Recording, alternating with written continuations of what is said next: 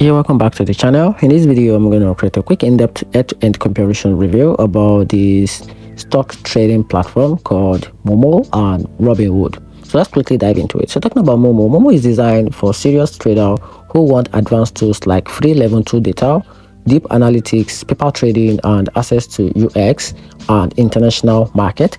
It pros her powerful chartings, global research, and generous cash interest, but the downside is that beginners may find it overwhelming and the app can feel too complex for casual users.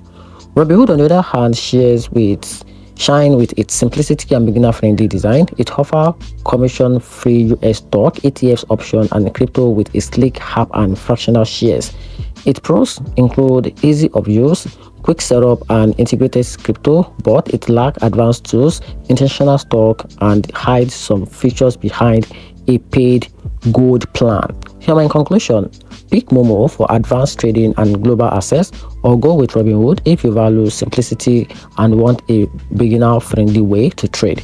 And that's it. Hope you find the video helpful. Turn on the notification button and subscribe for more comparison review. And that's it.